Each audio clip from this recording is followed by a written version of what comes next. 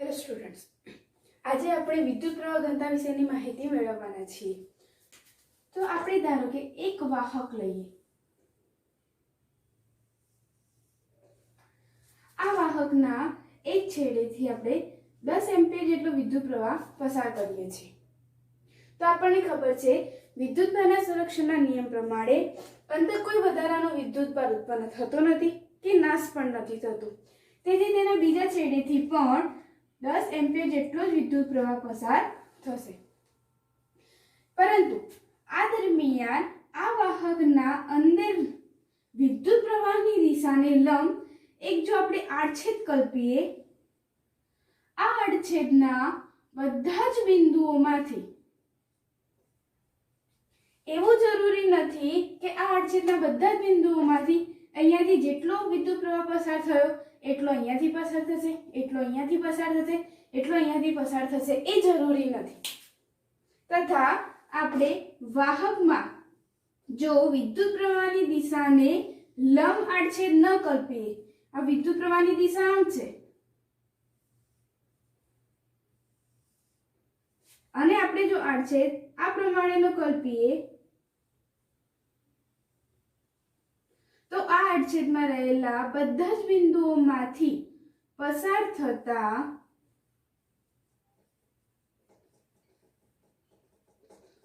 વિદ્યુત પ્રવાહના દરને શોધવા માટે વિદ્યુત પ્રવાહ ઘનતાને વ્યાખ્યાયિત કરવામાં આવેલો છે. ફરીથી જોઈ લો કે કોઈ એક વાહક છે, એના એક છેડેથી 10 એમ્પિયર જેટલો વિદ્યુત પ્રવાહ આપણે પસાર કરીએ છીએ, તો આપણને ખબર છે એના બીજા છેડેથી 10 એમ્પિયર જેટલો જ વિદ્યુત પ્રવાહ પસાર થશે. જો આ વિદ્યુત પ્રવાહની દિશાને લંબ એક આપણે આડછેદ કલ્પીએ તો આ આડછેદના બધા જ બિંદુઓ પાસેથી એવું જરૂરી નથી કે અહીંયાથી જેટલો વિદ્યુત પ્રવાહ પસાર થયો એટલો અહીંયાથી થશે, એટલો અહીંયાથી થશે, એટલો અહીંયાથી થશે. અહીં મધ્યમાંથી મહત્તમ પણ પસાર થઈ શકે છે તથા તેના કેન્દ્રથી દૂર તરફ જતા ઓછો પણ પસાર થઈ શકે છે. એવી જ રીતે જો વિદ્યુત પ્રવાહની દિશાને લંબ નહીં પરંતુ આ રીતે આપણે આડછેદ કલ્પીએ તો આ આડછેદના બધા જ બિંદુમાંથી પસાર થતા વિદ્યુત પ્રવાહના દરને શોધવા માટે વિદ્યુત પ્રવાહ ઘનતા વ્યાખ્યાયિત કરવામાં આવે છે. આપણે જોઈ લઈએ કે વિદ્યુત પ્રવાહ ઘનતા કોને કહેવાય.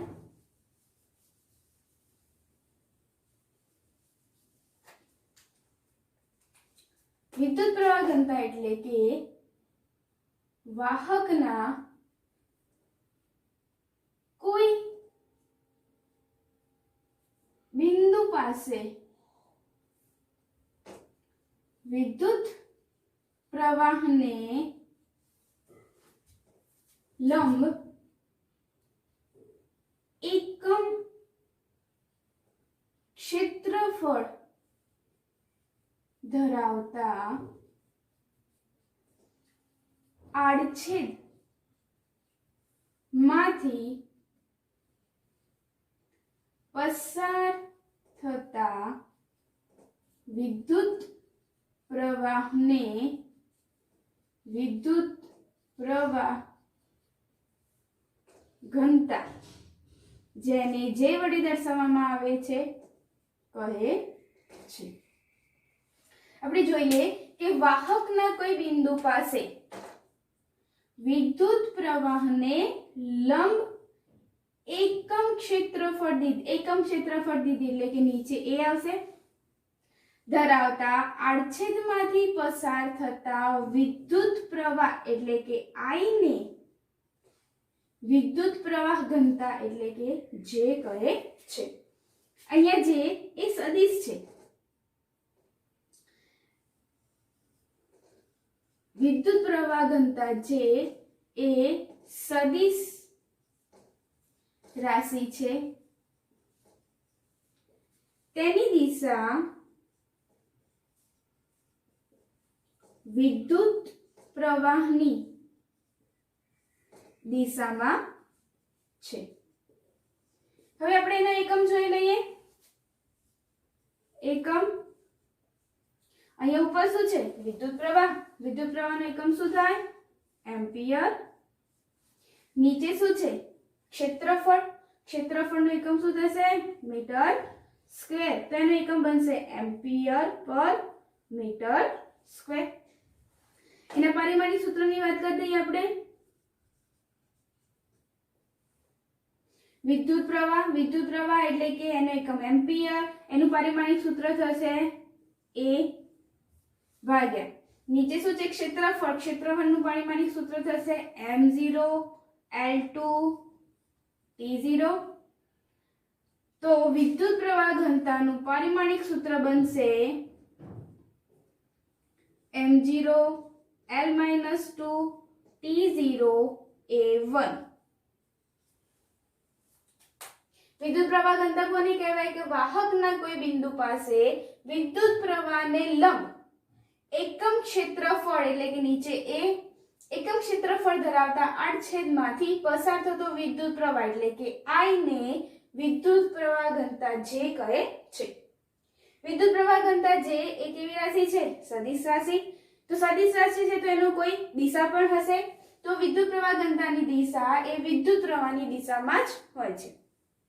એનો એકમ જોઈ લઈએ તો ઉપર એમ્પિયર, ઉપર કરંટ છે તો કરંટનો એકમ થશે એમ્પિયર, નીચે ક્ષેત્રફળ છે તો એનો એકમ થશે મીટર સ્ક્વેર. તો વિદ્યુત પ્રવાહ ઘનતાનો એકમ થશે એમ્પિયર પર મીટર સ્ક્વેર. તેનું પારિમાણિક સૂત્ર જોઈ લઈએ તો વિદ્યુત પ્રવાહનું પારિમાણિક સૂત્ર છે એમ્પિયર, નીચે ક્ષેત્રફળ છે, ક્ષેત્રફળનું પારિમાણિક સૂત્ર છે m0 L2 T0.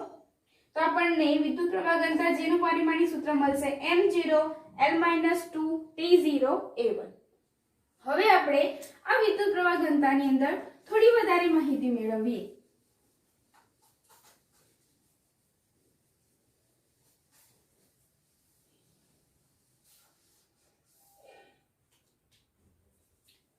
કે જો આપણે એક વાહક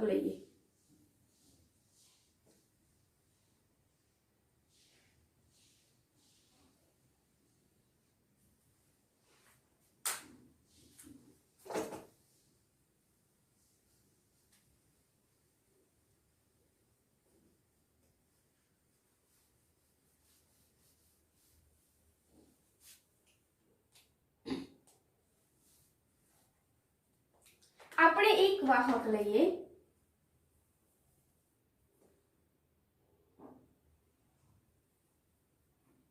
આ વાહકમાંથી વિદ્યુત પ્રવાહ આ દિશામાં વહે છે.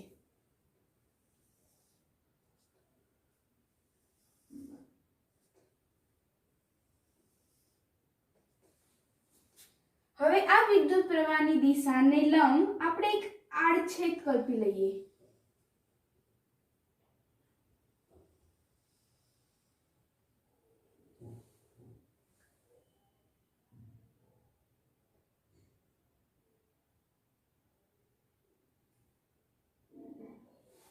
આડછેદમાં કોઈ એક બિંદુ P પાસે આપણે એક નાનો આડછેદ કલ્પીએ.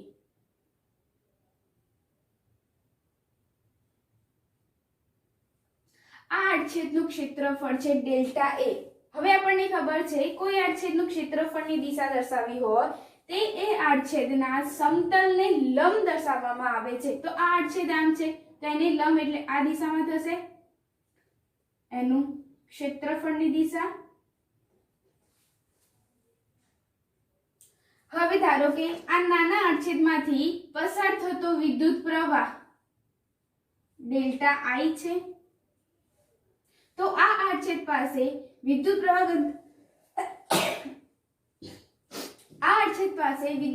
ઘનતા કેટલું થશે?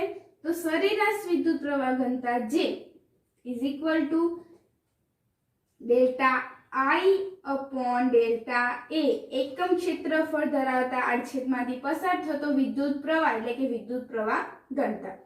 હવે જો આપણે delta A tends to 0 limit લઈ લઈએ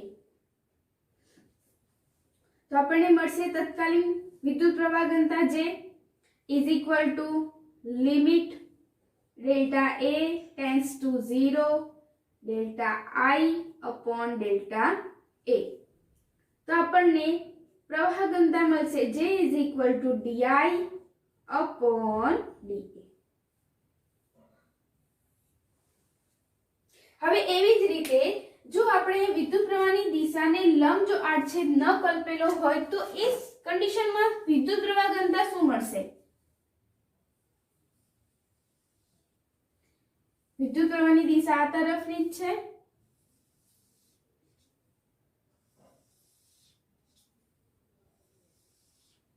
હવે આ વિદ્યુત પ્રવાહની દિશાને લંબ ન કલ્પતા આપણે એમાં એક આડછેદ આ પ્રમાણેનો કલ્પીએ.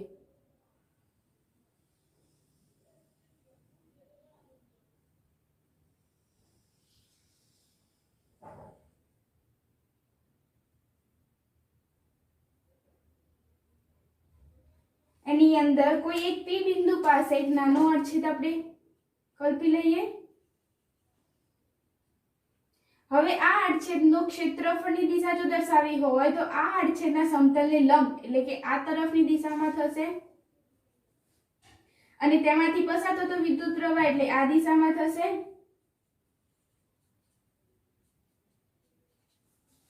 તો અહીંયા જુઓ કે ક્ષેત્રફળની દિશા અને વિદ્યુત પ્રવાહની દિશા છે એ બંને વચ્ચે કંઈક ખૂણો બને છે થીટા જેટલો. તો હવે જો તમે આમાં ક્ષેત્રફળની ગણતરી કરશો તો ક્ષેત્રફળની વિદ્યુત પ્રવાહની દિશામાંનો કોઈ એક ઘટક ડેલ્ટા એ cos થીટા ની ગણતરીમાં લેવા પડશે.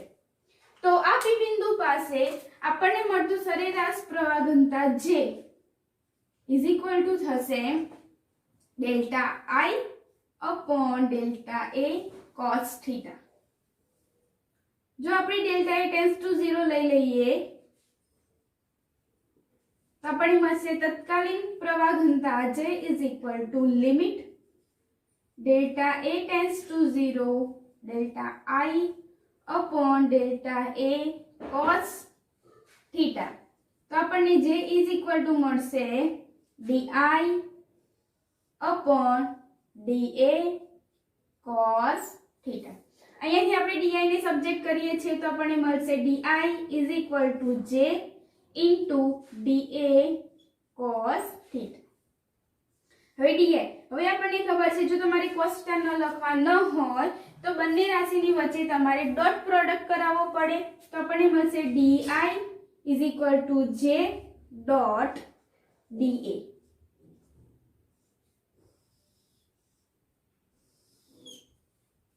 જો અહીંયાથી આપણે i ને સબજેક્ટ કરીએ છીએ તો અહીંયા વિકલન છે તો જો બંને બાજુ આપણે સંકલન કરાવી દઈએ તો i ઇઝ ઇક્વલ ટુ મળશે ઇન્ટિગ્રેશન J ઇન્ટુ dA.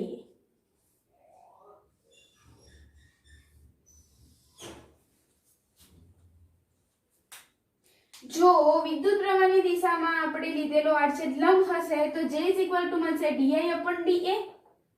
અને જો વિદ્યુત પ્રવાહની દિશાને લંબ નહીં હોય તો એ કિસ્સામાં આપણને મળશે J is equal two di upon dA cos theta. એના પરથી તમે di ની કરતા બનાવો તો di ઇઝ ઇક્વલ ટુ મળશે JA dA cos થીટા. એમાંથી cos થીટા ને જો તમારે ન લખવું હોય તો બંનેનો ડોટ પ્રોડક્ટ કરાવો J ઇન્ટુ dA. તો એના પછી આપણને i મળશે ઇન્ટિગ્રેશન J ઇન્ટુ મીન્સ કે ડોટ પ્રોડક્ટ dA. હવે જો આની અંદર આપણે એક કન્ડિશન મૂકી દઈએ.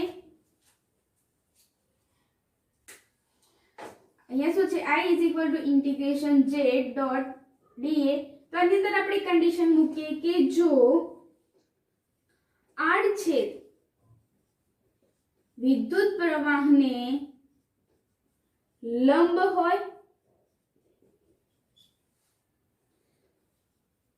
અને તે આડછેદ ના બધા જ બિંદુઓ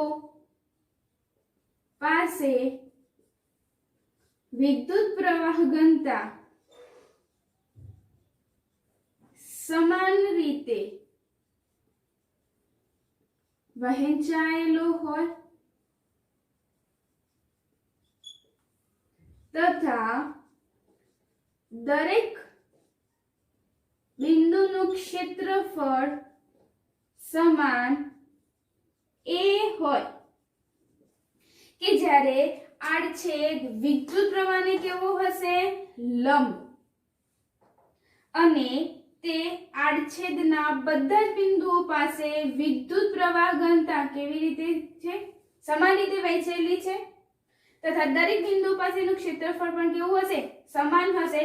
તો એ દરમિયાન આપણને i ઇઝ ઇક્વલ ટુ મળશે ઇન્ટિગ્રેશન અહીંયા જે જુઓ તો બધા બિંદુઓ પાસે સમાન રીતે વહેંચાયેલો છે, તો જે તમારો કોન્સ્ટન્ટ થશે તો જે ઇન્ટુ શું થશે dA, અને દરેક બિંદુનું ક્ષેત્રફળ પણ કેવું છે સમાન જ છે, તો જે ઇન્ટુ શું થશે a.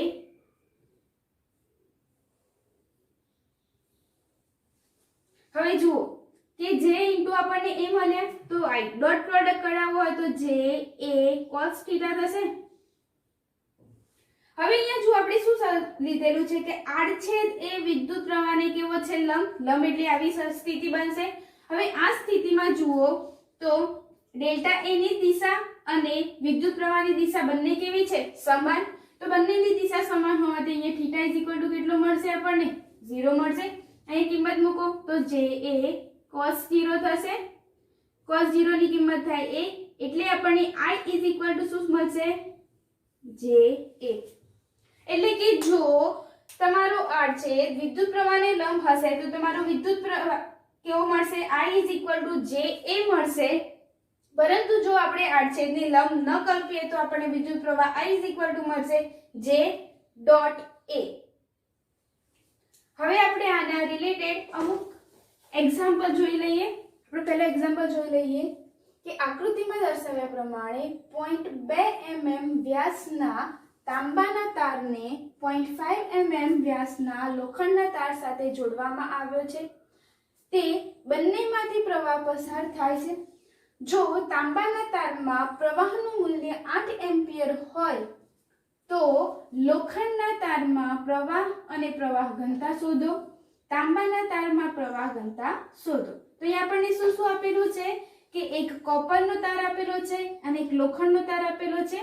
આ કોપરના તારનો વ્યાસ 0.2 mm છે, તો આપણે લખી દઈએ કે d cu is equal to 0.2 mm. આપણે mm છે તો એને મીટરમાં કન્વર્ટ કરીએ તો 0.2 10⁻³ મીટર થશે. અને અહીંયા d એટલે એનો વ્યાસ છે તો વ્યાસને આપણે ત્રિજ્યામાં કન્વર્ટ કરવા હોય તો rcu is equal to શું થશે dcu/2 is equal to 0.2 multiplied by 10⁻³ is equal to 0.1 10⁻³ metre થશે. હવે બીજું શું આપેલું છે આપણને Fe નો તાર આપેલો છે. આ Fe ના તારનો પણ આપણને વ્યાસ આપેલો છે 0.5 mm, તો dFe is equal to 0.5 mm. તો એનો આપણે મીટરમાં કન્વર્ટ કરીએ તો થશે 0.5 ગુણ્યા 10⁻³ મીટર. તો જો આને આપણે ત્રિજ્યા શોધવી હોય તો r Fe is equal to થશે 0.5 ગુણ્યા 10⁻³ ભાગ્યા 2 મીટર. તો આપણે શું કર્યું પહેલા કે બંનેનો આપણને વ્યાસ આપેલો છે. આ વ્યાસ ઉપરથી આપણે બંનેની શું શોધી દીધી ત્રિજ્યા શોધી દીધી. હવે આપણે જોઈ લઈએ કે આપણે શું શું શોધવાનું કહ્યું છે. તો લોખંડના તારમાં પ્રવાહ અને પ્રવાહ ઘનતા શોધો. સૌથી પહેલા આપણે શોધશું કે લોખંડના તારમાંથી કેટલો પ્રવાહ પસાર થશે. તો અહીંયા આપણને ખબર છે કે કોપરના તારમાંથી 8 એમ્પિયર જેટલો વિદ્યુત પ્રવાહ પસાર થાય છે. હવે એ આપણે પણ ભણી ગયા છીએ કે એક છેડા ઉપરથી જો જેટલો પણ વિદ્યુત પ્રવાહ પસાર થતો હશે તો બીજા છેડાથી એટલો જ વિદ્યુત પ્રવાહ પસાર થાય, કારણ કે વિદ્યુતભારના સંરક્ષણનો નિયમ થાય, સંરક્ષણ જળવાય છે. તો અહીંયાથી જો 8 એમ્પિયર જેટલો વિદ્યુત પ્રવાહ પસાર થાય છે તો Fe માંથી કેટલો વિદ્યુત પ્રવાહ આપણને મળશે 8 એમ્પિયર જ મળશે. તો પહેલા ક્વેશ્ચનનો આન્સર આવી ગયો. I Fe is equal to કેટલો મળશે 8 એમ્પિયર. હવે આપણે શું શોધવાની છે એની પ્રવાહ ઘનતા. તો પ્રવાહ ઘનતા એટલે કે જે પ્રવાહ ઘનતા એટલે કે એકમ ક્ષેત્રફળ વાળા આડછેદમાંથી પસાર થતો વિદ્યુત પ્રવાહ I. અહીંયા Fe ની વાત કરી રહ્યા છે તો સફિક્સમાં આપણે લખી દઈએ Fe. વિદ્યુત પ્રવાહ Fe માંથી પસાર થતો વિદ્યુત પ્રવાહ 8 એમ્પિયર છે. હવે એરિયા એટલે કે એનું ક્ષેત્રફળ. તો અહીંયા જુઓ એનું ક્ષેત્રફળ એક ગોળ રિંગ જેવું છે. એનું ક્ષેત્રફળ કેવું છે ગોળાકાર છે.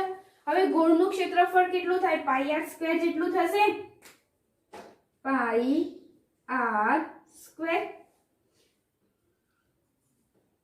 હવે 8 ભાગ્યા π એટલે કે 3.2 14 r સ્ક્વેર ત્રિજ્યા તમારી ત્રિજ્યા fe ની ત્રિજ્યા કેટલી છે અહીંયા જ આપણે શોધી 0.5 ગુણ્યા 10 ની માઈનસ 3 ઘાત ભાગ્યા 2 એને એનો શું છે સ્ક્વેર છે તો ઇઝ ઇક્વલ ટુ 8 ભાગ્યા 3.14 ગુણ્યા 0.5 ગુણ્યા 0.5 ગુણ્યા 10 ની માઈનસ 6 ઘાત અહીંયા 2 નો સ્ક્વેર 4 થશે ઉપર ગુણાશે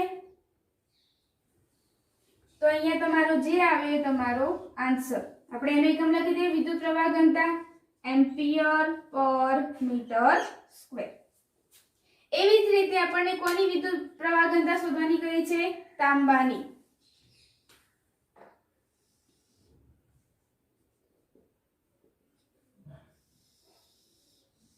હવે તાંબાની વિદ્યુત પ્રવાહ ઘનતા એટલે કે જે Cu ICU upon ACU તાંબામાંથી પસાર થતો વિદ્યુત પ્રવાહ 8 એમ્પિયર ભાગ્યા એરિયા અહીંયા પણ એવું છે કે એનો જે આડછેદ છે એ આડછેદનો એરિયા શોધવો હોય એ પણ ગોળાકાર છે તો ગોળાકારનું ક્ષેત્રફળ કેટલું થશે પાઈ r સ્ક્વેર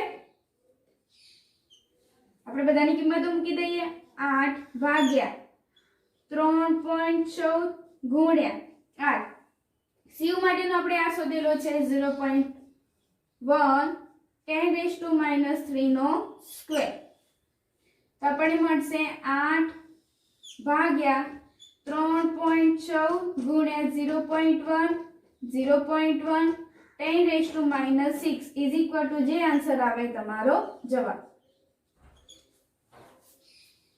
ફરીથી જોઈ લઈએ આપણે એક્ઝામ્પલ કે અહીંયા આપણને આકૃતિમાં શું બતાવેલું છે કે આકૃતિમાં એક cu નો તાર છે એનો વ્યાસ 0.2 mm છે એને Fe સાથે જોઈન્ટ કરેલો છે એ Fe નો વ્યાસ 0.5 mm જેટલો છે હવે જો cu માંથી 8 એમ્પિયર જેટલો વિદ્યુત પ્રવાહ પસાર થતો હોય તો Fe માંથી પણ એટલો જ પ્રવાહ પસાર થશે હવે એની આપણને વિદ્યુત પ્રવાહ ઘનતા પણ શોધવાની કીધી છે તો વિદ્યુત પ્રવાહ ઘનતા JFE = IFE/AFE I એમાંથી પસાર થતો વિદ્યુત પ્રવાહ 8 એમ્પિયર છે એ એટલે કે એના આડછેદનું ક્ષેત્રફળ અહીંયા એનો આડછેદ આપણને કેવો મળશે ગોળાકાર જ મળશે તો ગોળાકારનું ક્ષેત્રફળ શું થશે પાઈ r સ્ક્વેર અંદર કિંમતો મૂકો જે આન્સર આવે તમારો જવાબ એવી રીતે કોપરની પણ શોધી દઈએ તો જે cu ICU/ACU થશે કોપરમાંથી પસાર થતો વિદ્યુત પ્રવાહ પણ 8 એમ્પિયર છે અહીંયા પણ ક્ષેત્ર આડછેદનું ક્ષેત્રફળ શોધવાનું છે તો અહીંયા પણ આડછેદનું ક્ષેત્રફળ એ પણ કેવું છે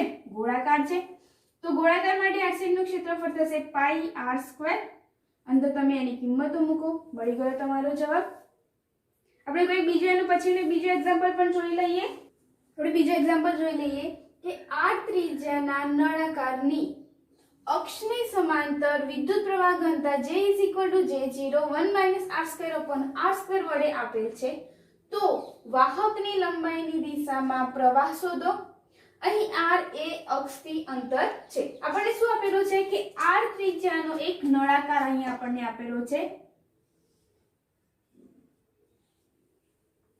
આ નળાકારની અક્ષની સમાંતર પ્રવાહ ઘનતા આ નળાકારની અક્ષ એટલે કે આ અક્ષને સમાંતર એટલે કે વિદ્યુત પ્રવાહ ઘનતાની દિશા શું થશે આ થશે આપણે વિદ્યુત પ્રવાહ ઘનતા કંઈક અહીંયા આપણને આપેલો છે J = J0 1 - r²/r² વડે આપેલ છે તો વાહકની લંબાઈની દિશામાં લંબાઈ થશે તો આ લંબાઈની દિશામાં આપણને શું શોધવાનું કીધું છે પ્રવાહ એટલે કે કુલ પ્રવાહ I આપણને શોધવાનું કહ્યું છે હવે અહીંયા જોઈ લઈએ કે અહીંયા અક્ષ છે હવે આ એક આડછેદ છે આ આડછેદને અહીંયા આપણે કોઈ એક બિંદુ P લઈ લઈએ તો આ બિંદુ P ના ક્ષેત્રફળની દિશા શું થશે કે આ આડછેદને લંબ એટલે આ તરફ એના ક્ષેત્રફળની દિશા થશે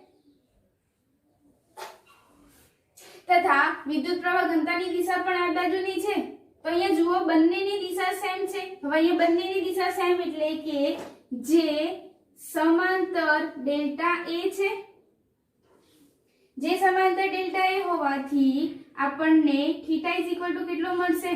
0 મળશે. તો આપણે લખી દઈએ I નું આપણી પાસે સૂત્ર છે I is equal two integration j into dA. therefore j અહીંયા ડોટ પ્રોડક્ટ કાઢવો હોય તો j dA cos થીટા થશે ઇન્ટિગ્રેશન j dA. હવે cos થીટાની જગ્યાએ આપણે લખી દઈએ 0 તો cos 0 ની કિંમત આપણને શું મળશે? 1 મળશે. તો I ઇઝ ઇક્વલ ટુ શું થશે? j dA. હવે અહીંયા જુઓ j ની કિંમત આપણી પાસે છે j0 1 minus r² upon r². પરંતુ આપણી પાસે dA ની કિંમત નથી એટલે કે આપણે ક્યાંકથી dA શોધવા પડશે. તો અહીંયા જુઓ આ સૂત્રમાં જુઓ કે j is equal two j0 1 minus r² upon r² છે. r એટલે આપણને કહી દીધેલો છે r એ અક્ષથી અંતર છે. r એ અક્ષથી આ અક્ષથી કંઈક r જેટલું અંતર છે. અહીંયા જુઓ જેવું આપણે અહીંયા અક્ષથી r ની લંબાઈને વધારીએ જેવા આ અક્ષથી આપણે r ની લંબાઈને શું કરીએ છીએ? વધારીએ છીએ. તો જો r વધશે તો આ પદ વધશે. આ પદ વધવાના કારણે આપણને આ કેવું મળશે? માઈનસમાં મળશે. જેથી આપણને જે કેવા મળશે? ઓછા મળશે. એનો મીનિંગ એવો થયો કે જો r વધે તો j ઘટે, જો r ઘટશે તો j પણ શું થશે? વધશે. એટલે કે જો આપણે r ને સતત બદલાવતા રહીએ છીએ તો j માં પણ શું થશે? સતત વધારો કે ઘટાડો થતો રહેશે. તથા અહીંયા જુઓ કે આ અક્ષ છે, આ અક્ષ હતી. આ અક્ષથી હવે આ બાજુના આડછેદનું આપણે ક્ષેત્રફળ શોધવાનું છે. તો આ બાજુનો સરફેસ એક તકતી બનશે. અહીંયા જુઓ આ બાજુનો સરફેસ એ શું બનશે? તકતી બનશે. હવે આપણે તકતીનું ક્ષેત્રફળ શોધવું છે તો તમે ભણી ગયેલા છો કે જો તકતીનું ક્ષેત્રફળ શોધવું હોય તો એને આપણે એક રિંગ તરીકે કલ્પી શકાય.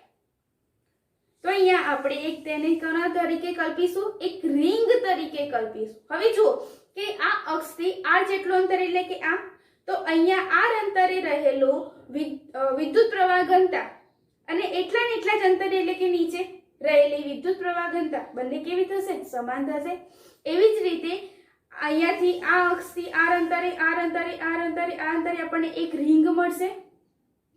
તો આ રિંગ પરના બધા જ બિંદુઓ પાસે વિદ્યુત પ્રવાહ ઘનતા કેવું મળશે? સમાન મળશે. તેથી r ત્રિજ્યાની અને dr જાડાઈની એક રિંગ લેવામાં આવશે.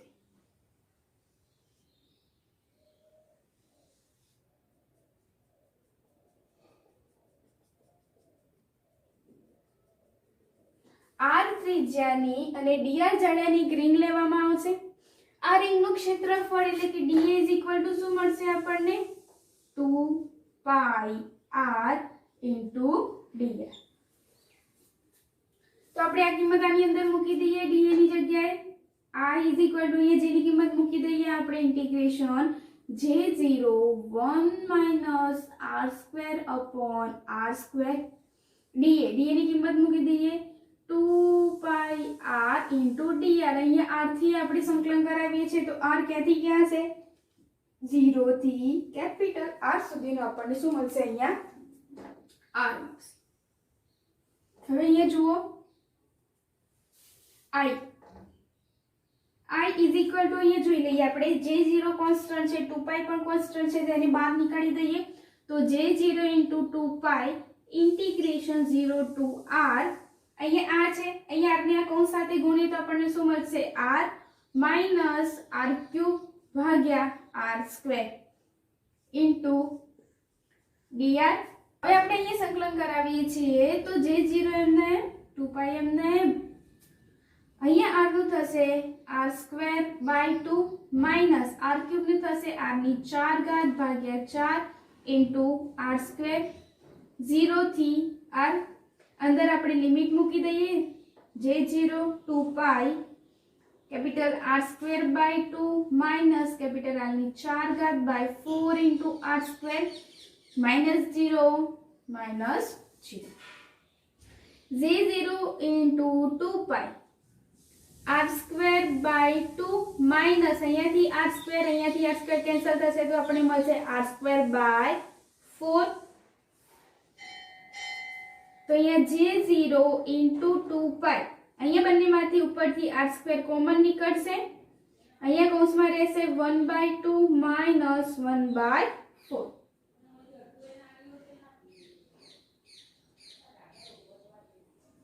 I is equal to થશે J0 into 2 pi into R square. આનો આપણને જવાબ મળશે 2/8. અહીંયાથી 2 નીચે 2 રહેશે. I is equal to આપણને મળશે J0 pi R square by 2. તો આ નળાકારમાંથી પસાર થતો વિદ્યુત પ્રવાહ આપણને મળશે J0 pi R square by 2 મળશે. આપણે જે એક પણ એક્ઝામ્પલ જોઈ લઈએ. હવે જોઈ લઈએ આપણે ત્રીજો એક્ઝામ્પલ. આકૃતિમાં દર્શાવ્યા પ્રમાણે વાહકના સમતલનું ક્ષેત્રફળ 1 સેન્ટીમીટર સ્ક્વેર છે. અહીં આપણને એનું ક્ષેત્રફળ આપેલું છે A. A is equal to 1 centimetre square. તેને મીટરમાં કન્વર્ટ કરીએ તો 1 ગુણ્યા 10 ની -4 ઘાત મીટર સ્ક્વેર બનશે. જો વાહકમાંથી 2 એમ્પિયર જેટલો પ્રવાહ પસાર થાય છે તો I is equal to થશે 2 એમ્પિયર. પ્રવાહ પસાર થાય તો P બિંદુ પાસે પ્રવાહ ઘનતા શોધો એટલે કે આપણે જે શોધવાની કઈ છે. તો અહીં આપણે આકૃતિમાં જોઈ લઈએ કે P બિંદુ પાસેની આપણે પ્રવાહ ઘનતા શોધવાની કઈ છે. તો અહીં P બિંદુના એક સદિશ અને બીજા પ્રવાહ વચ્ચેનો આપણે કંઈક એંગલ આપેલો છે 60 ડિગ્રીનો એંગલ અહીં આપણને આપેલો છે. તો મોસ્ટ ઓફના બધા વિદ્યાર્થીઓ શું કરશે અહીં 60 આપેલો છે તો θ is equal to 60. I is equal to JA cos θ. જે આપણે શોધવાનો છે I આપણને 2 આપેલા છે. જે A 1 ગુણ્યા 10 ની -4 ઘાત cos θ એટલે કે cos 60. તો 2 બરાબર J ગુણ્યા 10 ની -4 ઘાત cos 60 ની કિંમત કેટલી થાય 1/2. તો 2 અહીંયા નીચે છે તો અહીંયા જશે એટલે 4 multiply by 10⁴ is equal to આપણને શું મળશે J. તો અહીંયા વિદ્યુત પ્રવાહ ઘનતા આપણને કેટલી મળી 4 ગુણ્યા 10 ની 4 ઘાત. અહીંયા તો આપણે એ તો કઈ ઓપ્શન જ નથી. તો મોસ્ટ ઓફના બધા જ વિદ્યાર્થીઓ અહીંયાથી ભૂલ કરે છે. અહીંયા જુઓ કે આપણી પાસે સૂત્ર છે I is equal to JA cos θ. θ એટલે કે J અને A વચ્ચેનો એંગલ. તો અહીંયા J અને A વચ્ચેનો એંગલ જોઈ લઈએ આપણે. A એટલે કે એનું ક્ષેત્રફળ. અહીંયા જુઓ આપણું આડછેદ આ બાજુ છે. આપણે એ પણ ભણી ગયા એનું ક્ષેત્રફળ આ આડછેદને લંબ હોય. લંબ એટલે કે આ દિશામાં થશે. હવે જુઓ અહીંયાથી આટલું 90 ડિગ્રીનો એંગલ બને છે, આટલું 60 છે તો નીચેનો કેટલો બનશે 30 બનશે. તો A અને I વચ્ચેની જે ખૂણો છે એ કેટલો થશે 30 થશે. તો આપણા માટે અહીંયા θ કેટલો બનશે 30 ના કે 60. હવે આપણે એની અંદર બધી કિંમતો મુકાવી દઈએ તો I એટલે કે એનો વિદ્યુત પ્રવાહ કેટલો છે 2. જે આપણે તો શોધવાનો છે A કેટલો આપણે છે 1 ગુણ્યા 10 ની -4 ઘાત cos θ ની કિંમત કેટલી છે 30. તો 2 બરાબર J ગુણ્યા 10 ની -4 ઘાત cos 30 ની કિંમત થશે √3/2. અહીંયાથી આપણે જેને બનાવીએ કરતા તો J is equal to થશે 2 મલ્ટીપ્લાય બાય 2 upon √3 10⁴. 4 ભાગ્યા વર્ગમૂળમાં 3 ગુણ્યા 10 ની 4 ઘાત એમ્પિયર પર મીટર સ્ક્વેર એ આપણને મળશે એની પ્રવાહ ઘનતા. એનો સાચો ઓપ્શન છે 4 ગુણ્યા 10 ની 4 ભાગ્યા વર્ગમૂળમાં 3 ગુણ્યા 10 ની 4 ઘાત એમ્પિયર પર મીટર સ્ક્વેર.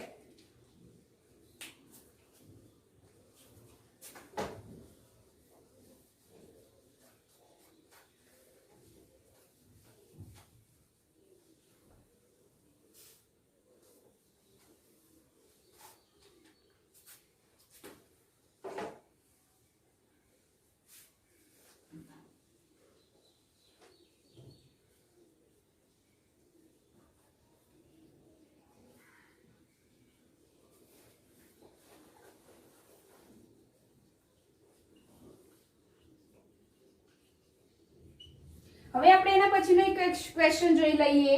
વિદ્યુત પ્રવાહના ઘનતાના સ્વરૂપમાં ઓહમનો નિયમ. આપણે ઓહમના નિયમ વિશેની પણ ચર્ચા કરી લીધી. ઓહમનો નિયમ V I R. તથા આપણે અવરોધની પણ ચર્ચા કરી હતી. R થશે ρ L upon A. એના આગળના ચેપ્ટરમાં પણ એ ચર્ચા થયેલી છે કે જો L લંબાઈનું એક વાહક હોય અને એમાંથી આપણે વિદ્યુત ક્ષેત્ર એપ્લાય કરીએ છીએ તો આ વાહકના બંને છેડા ઉપર ઉત્પન્ન થતો વિદ્યુત સ્થિતિમાનનો તફાવત V થશે EL. તો V EL. આ બંને જ કિંમતો આપણે આ સમીકરણમાં મૂકી દઈએ તો આપણને મળશે V ની જગ્યાએ મૂકીએ EL IM. આની જગ્યાએ આપણે કિંમત મૂકીએ ρ L upon A. અહીંયા બંને બાજુથી LL તમારા થશે કેન્સલ તો અહીંયા આપણને મળશે E I upon A into ρ. હમણાં જ આપણે ભણી ગયા કે I upon A એટલે થશે J વિદ્યુત પ્રવાહ ઘનતા J into ρ. અહીંયાથી જો આપણે વિદ્યુત પ્રવાહ ઘનતાની કરતા બનાવીએ તો J થશે E upon ρ. તો J 1 upon ρ into E. 1 upon ρ એટલે કે અવરોધકતાના વ્યસ્તને વાહકતા કહેવાય. તો J આપણને મળશે સિગ્મા E. જે વિદ્યુત પ્રવાહના ઘનતાના સ્વરૂપમાં ઓહમનો નિયમ છે.